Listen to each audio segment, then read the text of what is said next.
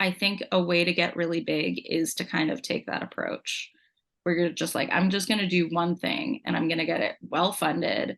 And we're not going to try to reinvent the wheel right now. We're just like doing that one thing. Like I have no, like, how much must Crocs be worth right now? Just like, so there are a lot of, things like that that I think we've seen more in the past 20 years than, before in the obviously now like centuries of selling apparel and non-apparel Yeah. things at retail.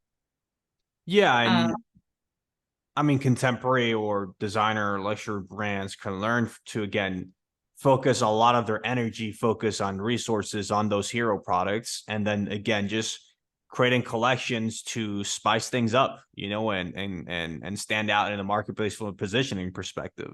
But again, what you are positioned as a brand and what product makes you the most money are sometimes very different things. yeah, absolutely.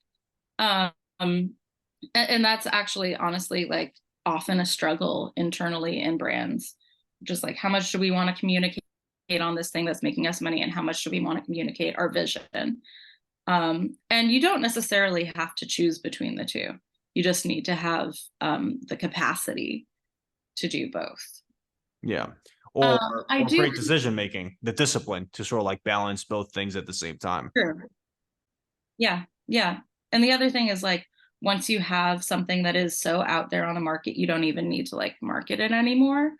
And all of your brand communications can be towards things that maybe feel a little bit more emotional to you and like more core to the ethos of the brand.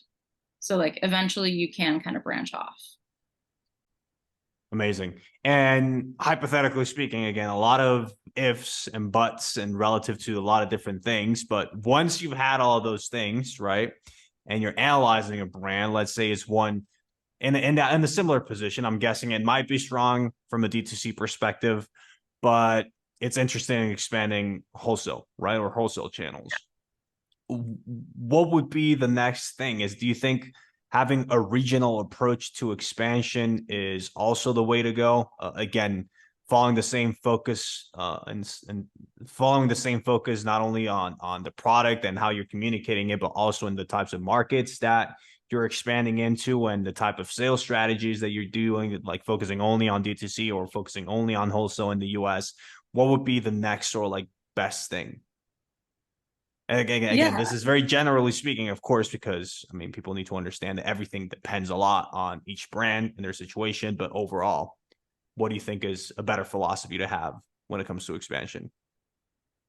absolutely wholesale. I think that it's extremely hard to get big enough to justify having channels in multiple places.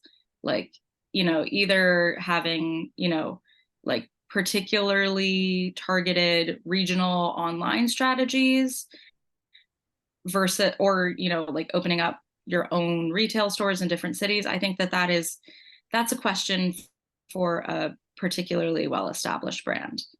um, the wholesale is the absolute way in my experience to expand.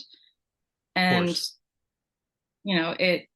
it's only after you kind of get to like beta test your brand in different markets via wholesale that you then should really have an idea of like how much demand there is there. And like obviously, yes, if you have like a great D2C business and you're seeing that like this one city is ordering all of your stuff, like maybe sure, maybe go do a pop up there or something. But like that still is, the Super amount of risky. demand you would have to Yeah. justify that is something you're probably not going to see as a very small brand. Yeah, of course. And I would say this in this way. I mean, wholesale tends to be lower risk or lower reward. DTC tends to be higher risk, higher reward. I think, as you said, in very, very specific scenarios, DTC might be the way to go. But in general, for a brand that has, their hero product has the infrastructure and are looking to actually start focusing more on expansion, it really has to be wholesale. I mean, it's because it is marketing, right? Even if it's not making a lot of profit, you're marketing, you're validating the markets. And again, you're getting the data and the confidence that you need in order to start making those, D2C sales channel expansion decisions. and not to mention, it's like, you know, when you're producing for almost any type of product, the higher the volume, the better price you're going to get. So like it, it's just so important to be able to hit those numbers, and you're not going to do it on your own unless you get really big first. So that's where you need the wholesale partners coming in and giving you like 10, 15, 50 units, you know, to help back your SKU, and that, you know, helps you get to where you need to be.